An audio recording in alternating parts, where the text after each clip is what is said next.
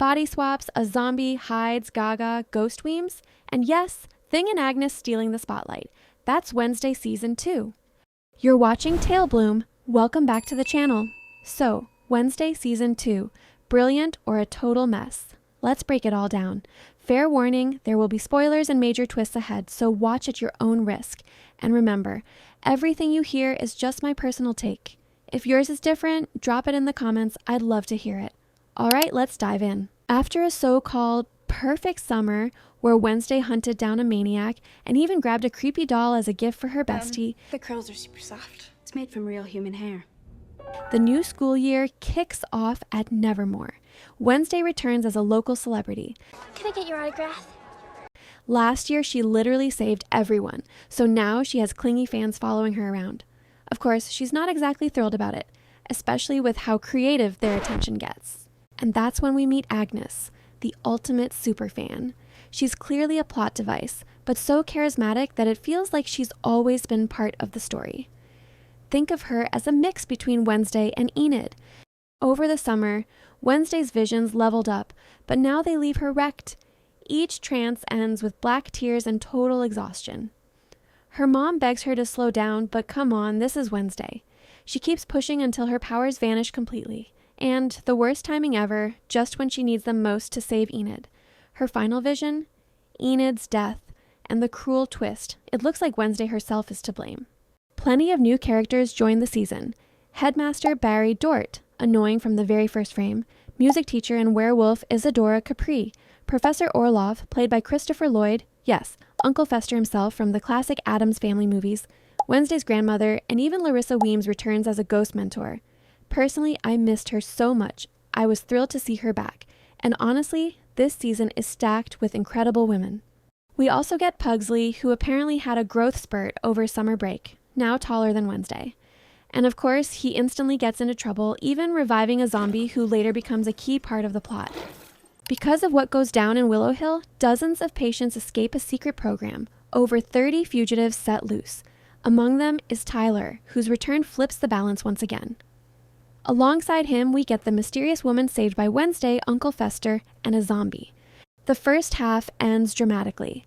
Tyler, in full Hyde form, throws Wednesday out the window. She wakes up in a hospital with Weems by her side, now her mentor. While fans waited for September 3rd, many hoped for a twist. Maybe it wasn't Tyler who pushed her, but his Hyde mother. But when part 2 dropped, it turned out there was no big surprise. No romance either, just Tyler's cold comeback. And who is this woman? Some guessed Ophelia, but I was convinced from the start. The mysterious woman Wednesday saved from Willowhill is actually Françoise, Tyler's mother, and she's deeply tied to the Addams family's secrets. Big shout out to Owen Painter, the guy who played Zombie Isaac. Absolute legend.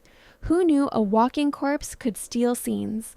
Even in such a weird role, he managed to ooze charisma. But then, his relationship with his sister Françoise, let's just say it gave me strong Cersei and Jaime Lannister vibes. You know exactly what I mean. At times, it was so awkward it actually made me pause the episode like, did I really just see that? Yep, I did. And of course, the fan theories had to go wild. Some people were convinced Tyler was Isaac's and Françoise's son, but come on, that makes zero sense. Isaac died 30 years ago. Sure, the actor who plays Tyler might look 30, but in the story, he's a high schooler. So yeah, that theory is straight up nonsense. And here's the bigger mystery. If Françoise actually saw the Addams family kill her brother, why stay silent for all these years? All season long, Wednesday's obsessed with getting her powers back and saving Enid. After a botched ritual, she finally gets her reward, switching bodies with her bestie. And honestly, I think this was one of the most convincing body swaps I've ever seen on screen. The actresses nailed each other's quirks down to micro-expressions and even the tone of voice. Totally sold me on it. And then that scene, Wednesday in Enid's body transforming into a black werewolf, I literally screamed, "That's an alpha! This is what an alpha should look like." Tyler didn't even shed a tear for his dad, didn't hunt down the killer. Nothing.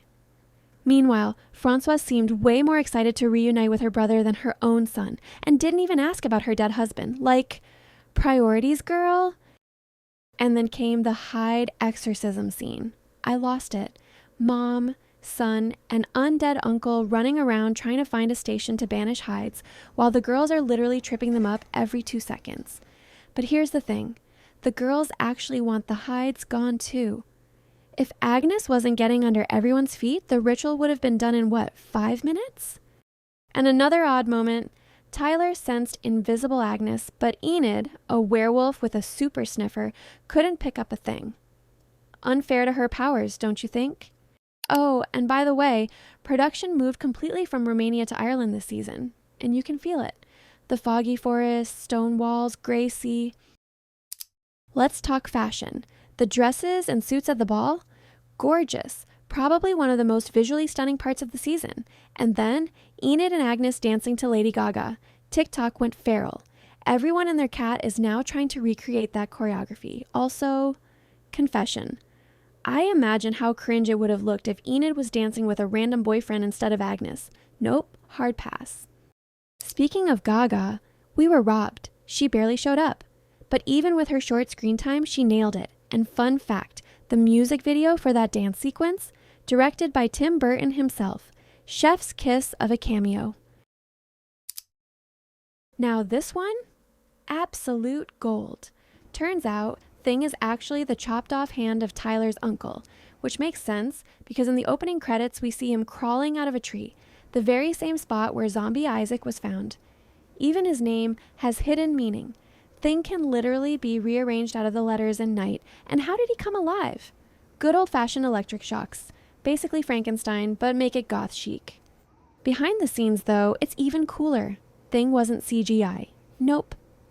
He was played by Romanian magician Victor Dorobantu, who wore a blue morph suit so editors could erase 90% of his body and just leave the hand. Imagine going to work and being told, "We only need your hand today." Brutal. But the result? Pure brilliance. Add some stitches, scars, and creepy VFX, and suddenly that hand was stealing the show, sometimes even more expressive than the humans. No wonder Thing became a fan favorite. Remember his outfit at the school ball? Iconic. Honestly, I'd watch a whole spin-off about him. Just Life of Thing. Netflix, call me. Okay, so their chemistry? Not as strong as season 1. They barely spent time together. Wednesday spent most of her energy protecting Enid from dying and made Agnes her left-hand girl, since, Thing already has the right-hand title. And wow, Agnes really stole the spotlight. Invisible or not, she was everywhere. And you know what? The trio of blonde, brunette, and redhead actually worked really well. But the truth is, you are my pack, Wednesday. Only near the end did Wednesday and Enid reconnect in a way that hit me right in the feels. Wednesday promising to find Enid. If I wolfed out and couldn't, change back, would you come and find me? I have no problem hunting you down. Death Valley. We're headed north to rescue Enid. She's an alpha. Enid sacrificing her human form to save Wednesday's life. That's love. Friendship love, but still love. Wednesday and Tyler. A lot of fans were waiting for romance between these two, but nope, zero mushy stuff. Instead, the love triangle got handed over to Enid. How long have we been broken up? And honestly, I'm fine with it. This is a teen show, sure, but not everything has to be about romance, especially when your crush literally buries you alive. Yeah, that relationship withered faster than the flowers Tyler brought her in the hospital. But tell me, do you think they'll rekindle in season 3? Because I've got this feeling Xavier is going to make a comeback too. Season 2 wasn't just about Wednesday. It shifted the spotlight onto the entire Addams family. Each of them had a role to play. So honestly, they could have called it Wednesday and the Addams family. Yes, it's packed with new characters and wild plot lines, but that's also the problem. 8 episodes just weren't enough. Some arcs felt rushed, like a chaotic kaleidoscope where half the stories didn't get the screen time they deserved. Still, there were highlights. Thing's backstory, the ball sequence, the powerhouse women of the season, and Enid's ultimate sacrifice for Wednesday. For all its messiness, season 2 left me with one thought. I need to know what happens next, and hopefully we won't be waiting 3 long years. So what about you?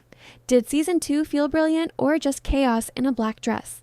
Let me know in the comments. And don't forget to hit like and subscribe. It helps me and this channel a ton.